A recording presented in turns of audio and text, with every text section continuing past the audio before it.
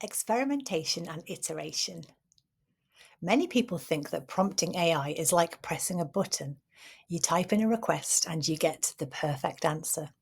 But in reality, prompting is a skill, and the best responses come from tweaking, testing, and refining your inputs over time. AI models are predictive engines. They don't think in the way we do. They generate responses based on probability. That means small changes in your wording can have a big impact on the output. In this lesson, I'll show you how to experiment effectively so you can get more precise, useful, and consistent results from AI. Prompting can be thought of like cooking and trying to come up with a new dish. You don't always get the perfect flavour on the first try. You taste, adjust, and refine until you get the best version.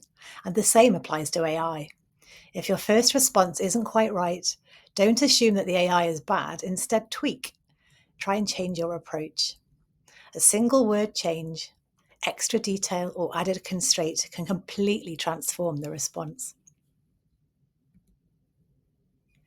Even the slightest variation in wording can shift the AI focus and really improve the answer.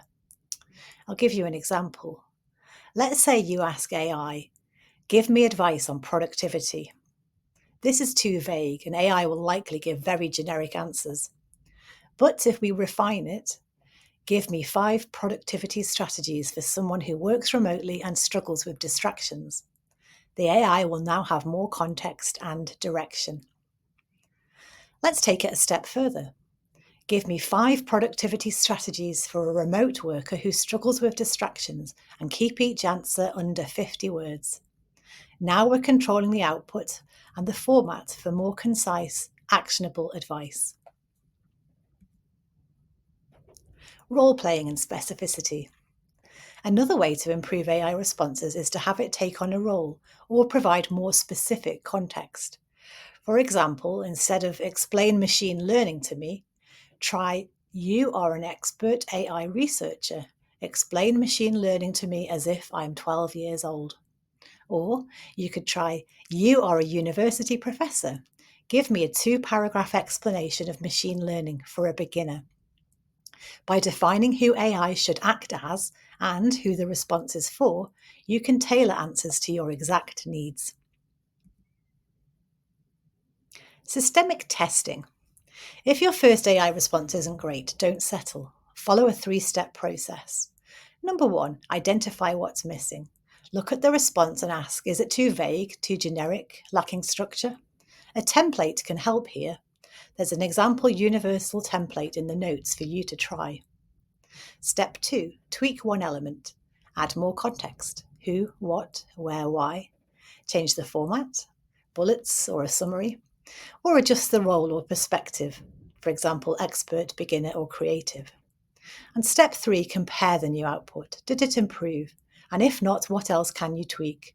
Repeating this process just a few times can dramatically improve your results.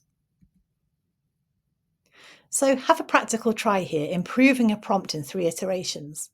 Let's apply the technique. Number 1, start with a basic prompt. For example, tell me about AI ethics. Number 2, refine it once. Give me a short explanation of AI ethics in 3 bullet points. And number 3, refine again. Give me a short 3-bullet summary of AI ethics focused on real-world business applications for somebody in the finance industry in the Isle of Man. Test all 3 and see the difference. So today we've covered why prompting is an iterative process, not a one-time action, the small changes, big impact principle, and how role-playing and specificity can improve AI responses, and looking at a simple 3-step process to refine your prompts. Your action step now is to take a basic prompt and improve it through at least 3 iterations. In the next module, we'll go deeper into building a structured prompt library so you can quickly access your best prompts and improve your efficiency. See you there.